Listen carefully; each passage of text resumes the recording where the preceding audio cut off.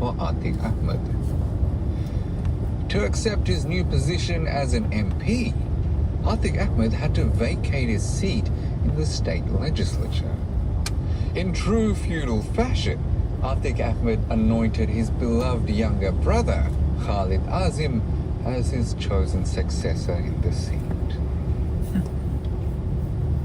But not everyone was on board with this edict. Standing in Atiq's way was a man called Rajupal. Now, before you get all starry-eyed, Rajupal was no hero. Like Atiq Ahmed, he was a gangster. He'd even run with members of Atiq's crew before. Rajupal also wanted that seat in the state legislature, the same seat that Atiq had promised his younger brother. So Khalid Azim and Rajupal went head-to-head in the by-election, and Rajupal won. Atiq Ahmed was never one to take a loss lying down. It's January 2005. Rajupal is driving through Prayagraj when two vehicles pull in front of his car. A group of men jump out with guns and start firing at Bal, still sitting in his SUV. The hit complete, the men flee the scene. Bal bleeding out and drive him to the hospital. On their way, the hitmen return, seemingly to make sure they got the job done. They shoot Rajupal again, pumping his body with 19 bullets.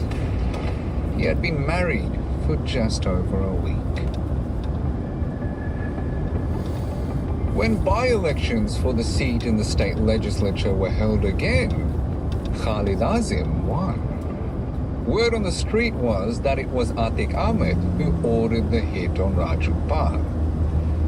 But for months, there was no hard evidence. Until an eyewitness came forward, a man called Umesh Pal. By now, everyone knew what Atiq Ahmed was capable of. But Umesh held his nerve and testified against him. Soon after he testified, Umesh Pal was kidnapped, beaten, and threatened. He was allowed to live, but he never stopped looking over his shoulder.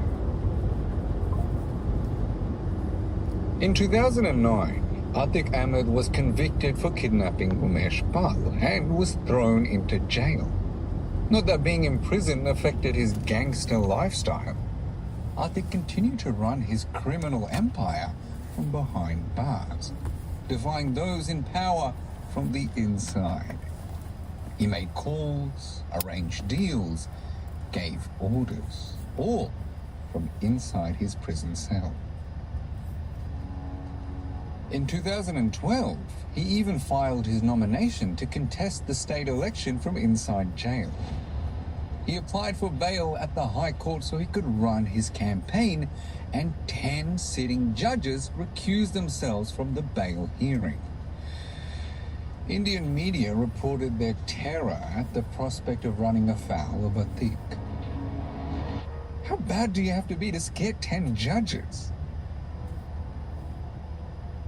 The 11th judge granted Atiq bail, and he was free to campaign. But for all his power, he couldn't convince the people to go to the polls for him. He lost. And the person who stole the victory, who won the vote?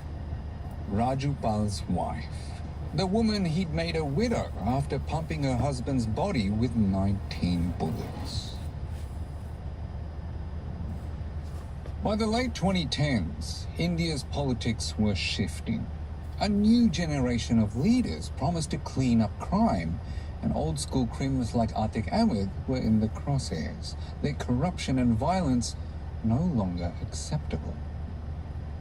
Atiq's rise to infamy had been a fire, fast, hot, and impossible to ignore.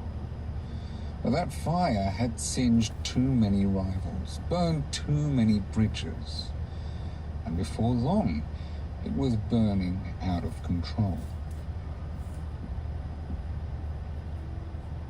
In February 2023, Umesh Pal, the man who testified in the Raju Pal murder case and then was kidnapped and beaten on the orders of Atiq Ahmed, was murdered. The hit, captured on CCTV, goes down as Umesh was arriving home. He and his security guard are getting out of their car when another man, holding a gun, starts shooting. A few other men emerge and follow suit, until a bomb goes off, enveloping the surrounds in a cloud of smoke. It was a hit that shook the state, and all eyes turned to Atiq Ahmed. Atiq, his wife, his brother, and his son. In 800 meters, turn right. There you go. You're getting to be one of the best getaway drivers out. Atiq and his brother were already in jail, but authorities believed they had arranged the hit from behind bars. This time, no one was backing off. The government was furious. In the state assembly, when the opposition brought up the lawlessness in Uttar Pradesh, citing Umesh Pal's murder, the chief minister had no mercy. He told the House, "We will grind the mafia into the dirt," a veiled threat from the most powerful man in Uttar Pradesh. Uttar Pradesh, or UP, is an Indian state with a rich and ancient cultural history. But for decades, Is that where Puneet is from? Turn right. Is that where Puneet is from? You're shaping up to be a real good bad guy. these gangland wars, but they often seem to do so without due process, breaking the law to uphold the law. What could possibly go Turn right. You know what? You're shaping up to be a real good bad The way guy. they do this is through what have become known as encounters, shootouts between police and criminals. But they're essentially extrajudicial killings where police claim that criminals shot at them or tried to grab a police weapon and use that to justify killing the crims. Uttar Pradesh has become notorious for these killings. Over a 2-year period, so-called encounters claimed the lives of 103 criminals and only 5 police officers. So when the chief minister told the House, "We will grind this mafia into the dirt," Atiq Ahmed heard the threat loud and clear. He was worried that police were planning to kill him during one of these encounters, and that it'd go down during one of his transfers in and out of prison. And everything that happened next only confirmed these suspicions. A decision was made to transfer Atiq Ahmed back to his home state of Uttar Pradesh. He begged the court to stop this transfer, arguing that his life was in danger at the hands of local police. The Supreme Court heard his plea and rejected it. The state machinery will take care of him, they assured him. I think being taken care of by the state machinery was exactly what Atiq was afraid of. As he was being transferred to jail in Uttar Pradesh, Atiq told reporters, "Hatya, hatya," which means murder, murder. "Mujhe inka program मालूम hai, hatya karna chahte hain. I know their program. They want to murder me." He couldn't shake the feeling that he was going to be gunned down in an encounter with police. Then, in mid-April 2023, Atiq's 19-year-old son, Asad, was gunned down by police. Another encounter in Uttar Pradesh. A shootout that police said he was trying to run. When Atiq heard of his son's death in court, he broke. For the first time in years, Atiq Ahmed was shaken. He wept openly He asked to attend his son's funeral, but that application was denied. And just 2 days later, on the evening of April 15, 2023, police transfer Atik Ahmed and his brother to hospital for a routine medical checkup.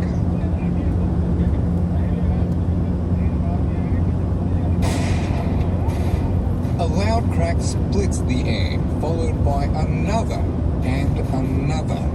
Assassins, disguised as reporters, shoot Atik Ahmed in the head at point-blank range. All the while, cameras broadcast the assassination to millions watching live on TV. Atik drops to the ground, his white turban askew in the mud. But before anyone can register what's just happened, more shots ring out. His brother collapses. In just 16 seconds, the gunman fired dozens of bullets. Atik and his brother lie motionless in the dirt. Blood pools on the hospital driveway.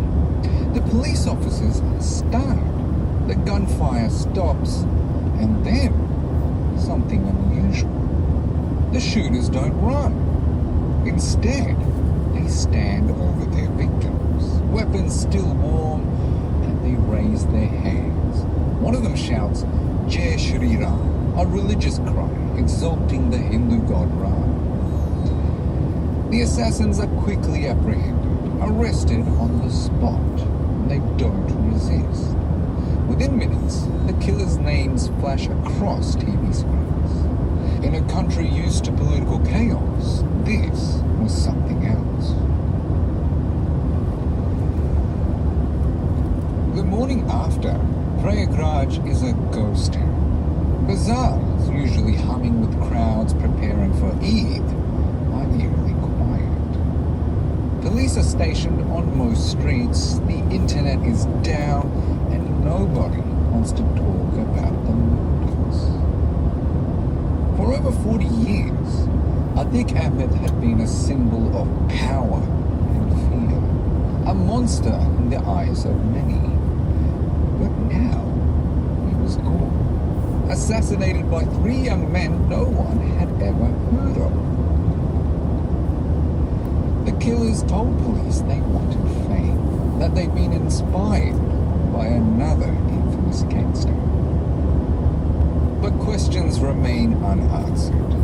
How could a prisoner be assassinated in the middle of a police escort? How did a simple hospital visit turn into an assassination broadcast to millions on live TV? There's never been an answer, and 2 years later, the investigation continues. A 5-member judicial panel in Uttar Pradesh ruled that there was no police involvement in the killings. Good thing none of these judges recused themselves. Charges have been filed against the 3 shooters, who remain in jail, but no trial has been set. Only one of the accused has retained a lawyer. According to police, the others are content to remain in jail. And the lawyered up one? Well, his lawyer says he's innocent, that he's never fired a gun, and that this was a state-managed encounter. So far, there's no evidence to support this assassination being another Uttar Pradesh encounter, but within a couple of months of Umesh Pal's murder, 6 people implicated in the killing, including Atik Ahmed, his brother, and his son, were all killed. In response to the assassination, a prominent lawyer and politician described how there had been 2 murders that night. One of Atik Ahmed and his brother, and one of the realm of law.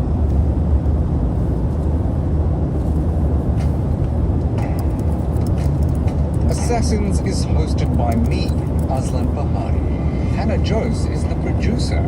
Sound by John Jacobs. Sophie Townsend is our script consultant. Executive producers are Joel Werner, Eric George, and Jessica Radburn. As well as listening to Assassins, you can watch full episodes of the show on YouTube and Spotify. Those videos are shot and edited like they're just that.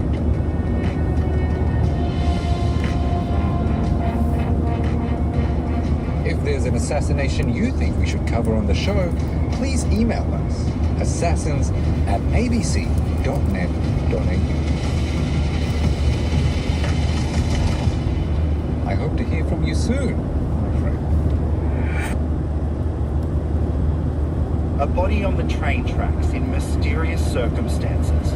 Mark's been found on railway tracks. An award-winning ABC podcast and a fresh inquest underway. Every time we walk out of that inquest, it's been like, oh my God. You weren't out there on the train tracks that night? Absolutely not. As the answers get closer, the podcast is back. He said he's guilty. He's guilty as sin. Search for Unravel Blood on the Tracks. It's on the ABC Listen app or wherever you get your podcasts. ABC Listen. Podcasts, radio, news, music, and more. His toe, the big toe on the left foot, was actually cut off. So I do wonder why the toe out of place. Yeah, because you wouldn't really go for the toe to kill someone, would you? Hello, my friend. Today, something a bit different for me.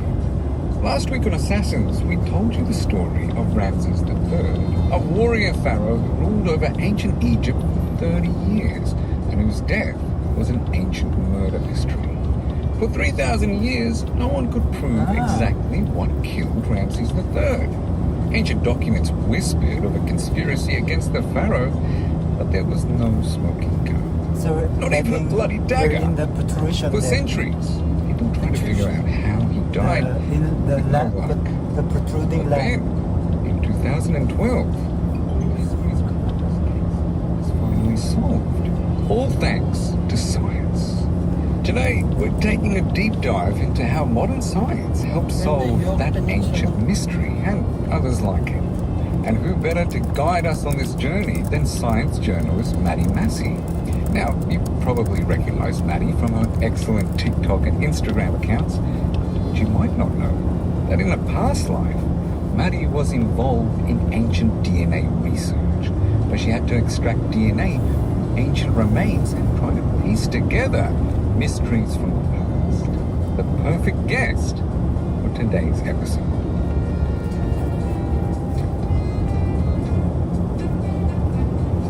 Maddie, welcome to the show. Thank you very much. So the first step in solving any murder mystery is finding the body. But the remains of Ramses III were a little unusual, right? Very unusual. Now, why don't you explain what was so unusual about these remains? Well, the first weird thing is that the story starts with a goat in 1871. Okay. So the goat was just walking along in the desert in the middle of nowhere, minding its own business, and it fell down a hole. And the shepherd who was minding the goat followed the goat down the hole and found this chamber filled with dusty sarcophagi containing at least 40 mummies and 11 pharaohs. Yeah. 11? Yeah, And this is where Ramses III was found. that's right. So we think that ancient Egyptian priests moved the bodies from their original resting places into this hiding space to protect them from robbers and looters. And Egyptologists in the future. Am I right? Yeah, pretty much. But it was the shepherd who found them originally, and it was kind of funny. He thought to himself, Egyptology is really popular right now, and maybe I can make a bit of money out of this. So for the better part of a decade, he kept the location a I think I've secret, heard this. and he slowly sold off bits and pieces of the royal cash as it became later Do you want me known. to move to the next And one? he would sell these things on the black market, and some of the pieces caught the eye of a French Egyptologist. And this guy, In Canada, you see his work everywhere. An original by Norval Morris, priceless. But It became clear that there were more and more fakes. a story that impacts Indigenous artists around the world. How has nobody ever looked into this? Forgeries, fakes, and fortunes to be made. An art fraud of epic proportions. I either have to let this go or try to find him. You ever watch the news and think, whoa, this seems Unprecedented? unprecedented? It's unprecedented. This has never happened before. This is unprecedented. Well, that's not always quite true. I'm Matt Bevan, and my show, if you're listening, is about finding times that what's happening now has happened before and figuring out what we can learn from it. Learning from history. I mean, who could imagine? Find new episodes on ABC Listen every Thursday. ABC Listen. Podcasts, radio, news, music, and more. It's October 2007. Benazir Bhutto has just returned home to Pakistan. She's been in self-imposed exile for 8 long years, splitting her time between London and Dubai.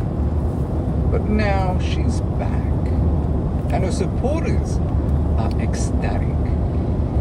Hundreds of thousands flood the streets of Karachi to welcome her home. They wave flags, they dance, they chant her name. To them, she's more than a politician.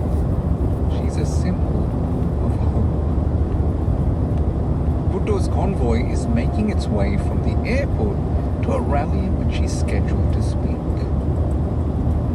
It's nighttime, but for some reason the streetlights have been switched off. Benazir's security detail uses floodlights to scan the crowds for threats, but with so many people out, it's a difficult, almost impossible task. As the clock ticks past midnight, the truck she's in crosses a bridge when suddenly 2 blasts in quick succession. An explosion tears through the front of her security detail. 3 police vans are destroyed and over 130 people are killed. Remarkably, Bhutto survives the suicide bombing. She's shaken, not broken. The message, though, is clear. Someone wants her dead. Hello, my friend. I'm Aslan Bahari, and this is Assassins, the show where we tell the stories of history's most shocking assassinations. And today, it's the assassination of Benazir Bhutto, the first woman to become Prime Minister of a Muslim country.